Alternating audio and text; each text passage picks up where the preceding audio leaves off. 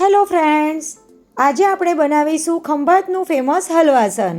તો ખૂબ જ ઓછા ખર્ચમાં અને ઘરમાં જ રહેલી વસ્તુમાંથી આ હલવાસન તૈયાર કરીશું. હલવાસનને પરફેક્ટ બનાવવા માટે આ વિડીયોમાં હું તમને બધી જ ટિપ્સ અને ટ્રિક્સ જણાવીશ, જેનાથી તમારું હલવાસન પણ એકદમ સરસ, ટેસ્ટી અને દાણેદાર, બિલકુલ મીઠાઈવાળાની દુકાન જેવું જ બનીને તૈયાર થશે. તો ચાલો બનાવીએ તહેવારોની ઉજવણી માટે પરફેક્ટ દાણેદાર હલવાસન.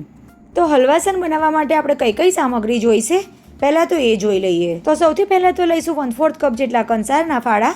કોઈ પણ ગ્રોસરી સ્ટોરમાં તમે એમ કહેશો કે કંસારના ફાળા આપો એટલે આ રીતના ફાળા તમને આપશે.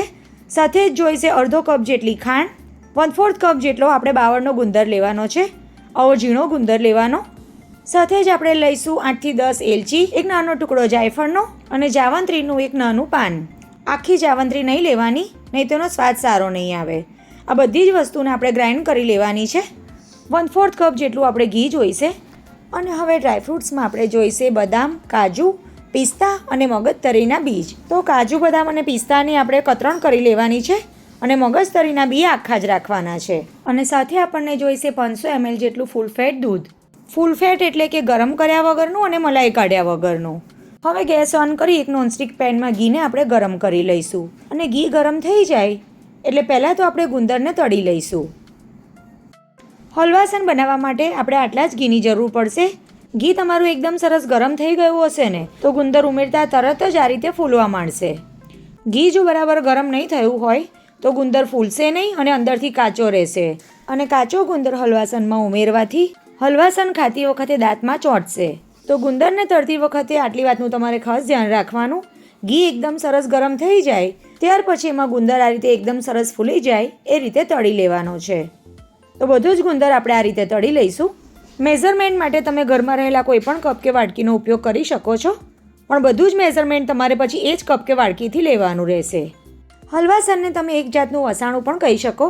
તો તમારા ઘરમાં બાળકોને જો કોઈ જાતના વસાણા ના ભાવતા હોય તો તમે જો એમને આ રીતે હલવાસન બનાવીને આપશો ને તો હોંશે હોંશે ખાઈ લેશે. હવે બધો જ ગુંદર તળાઈ જાય ત્યાર પછી જે ઘી બચ્યું છે એમાં જ આપણે ઘઉંના ફાળા પણ શેકી લેવાના છે. બીજું ઘી એમાં ઉમેરવાની જરૂર નહીં પડે. માર્કેટમાં 3 જાતના ઘઉંના ફાળા મળે છે. એકદમ મોટા, જેને દલિયા તરીકે ઓળખવામાં આવે છે, મીડિયમ સાઇઝના જે આપણે લાપસી માટે વાપરીએ છીએ, અને સૌથી નાના આવે છે કંસારના ફાળા. અને આપણે કંસારના ફાળા જ લેવાના છે. ગેસની ફ્લેમ સ્લો રાખવાની છે અને એકદમ સરસ એનો કલર ચેન્જ થઈ જાય ત્યાં સુધી શેકી લેવાના છે.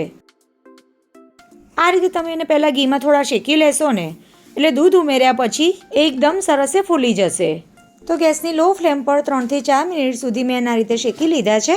અને આવા શેકાઈ જાય ત્યાર પછી આપણે એમાં અડધો લીટર જેટલું ફૂલ ફેટ દૂધ ઉમેરીશું. તો ગરમ કર્યા વગરનું અને મલાઈ કાઢ્યા વગરનું કાચું જ દૂધ આપણે ઉમેરવાનું છે. તો જ આપણું હલવાસન એકદમ સરસ ક્રીમી અને માવાદાર બનશે. હવે દૂધને આપણે ઉકાળવાનું છે. ગેસની ફ્લેમ સ્લો ટુ મીડિયમ રાખીશું.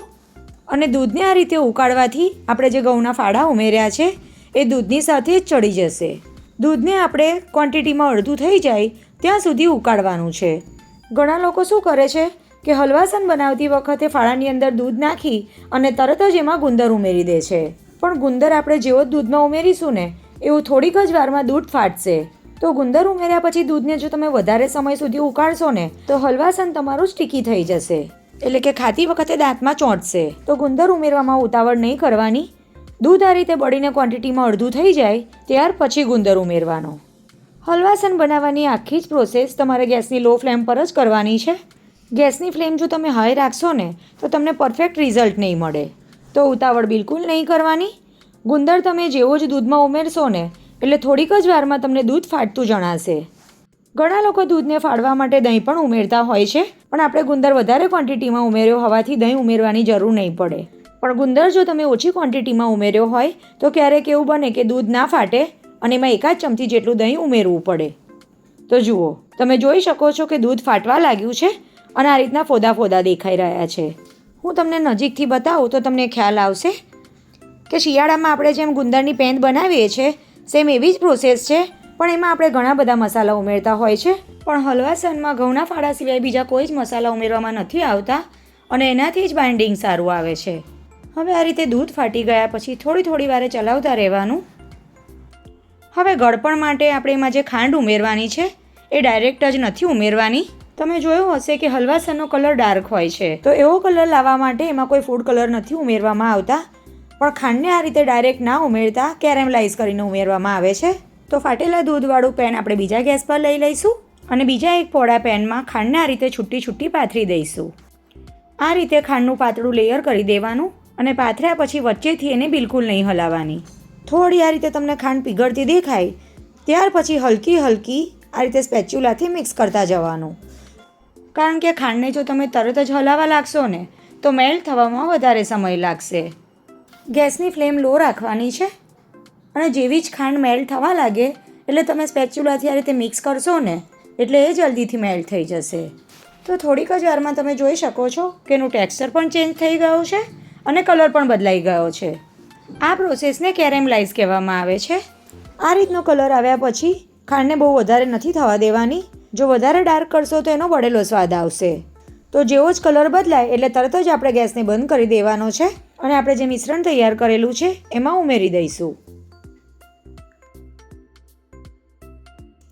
આ રીતે મિશ્રણ ઉમેર્યા પછી તમે જેવું જ મિક્સ કરશો ને એટલે તરત જ મિશ્રણનો કલર ચેન્જ થવા લાગશે અને કોઈ પણ આર્ટિફિશિયલ ફૂડ કલર ઉમેરવાની જરૂર નહીં પડે.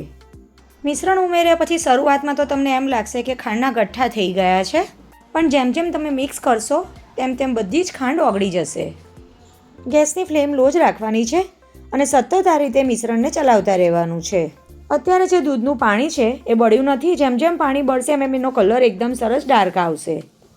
તમે જોઈ શકો છો કે એનું ટેક્સચર પહેલાં કરતાં ઘણું ચેન્જ થઈ ગયું છે અને આવું ટેક્સચર લાવવા માટે મને 10થી 12 મિનિટ જેટલો સમય લાગ્યો છે. ત્યારે આવું ટેક્સચર આવ્યું છે, કારણ કે આ બધી જ પ્રોસેસ આપણે ગેસની લો ફ્લેમ પર જ કરવાની છે.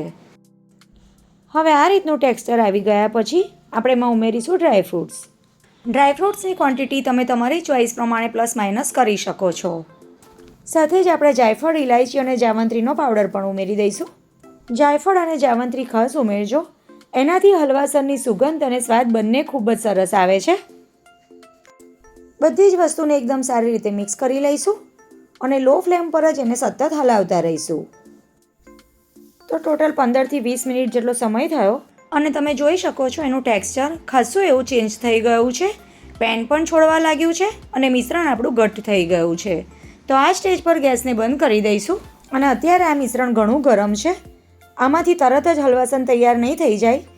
તૈયાર થયેલા આ મિશ્રણને 2 થી 3 કલાક સુધી પહેલાં ઠંડુ કરવામાં આવે છે અને ત્યાર પછી એમાંથી હલવાસન બનાવાય છે.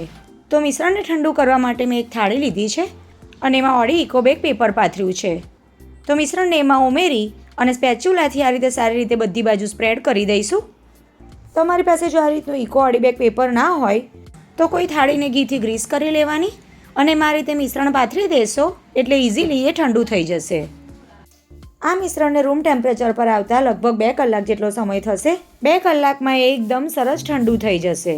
હવે 2 કલાક પછી મિશ્રણ એકદમ સરસ ઠરી ગયું છે અને એ ઘટ્ટ પણ થઈ ગયું છે. તો હવે આમાંથી હલવાસન બનાવવા માટે હાથ પર થોડું ઘી લગાવી દઈએ અને હલવાસન બનાવી લઈએ.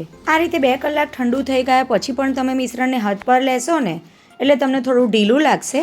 હલવાસન બની ગયા પછી પણ 10 થી 15 કલાક એને રહેવા દેશો, ત્યાર પછી જ તમે એને ખાવાના ઉપયોગમાં લઈ શકશો. ત્યારે એ થોડું ડ્રાય થશે.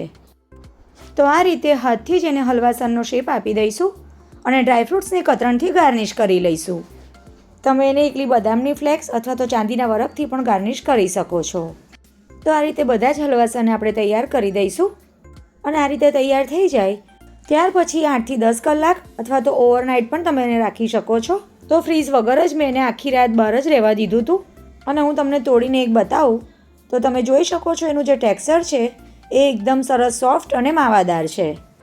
તો તમે પણ આ રીતે હલવાસન બનાવજો અને આજની આ રેસીપી તમને કેવી લાગી એ મને કમેન્ટ દ્વારા ચોક્કસથી જણાવજો. રેસીપી સારી લાગી હોય તો વિડીયોને લાઇક કરજો, શેર કરજો અને આવી જ બીજી નવી રેસીપી જોવા માટે નિરાલીસ કિચનને સબસ્ક્રાઈબ કરજો. તો ફરી મળીશું એક આવી જ નવી રેસીપી સાથે. આવજો.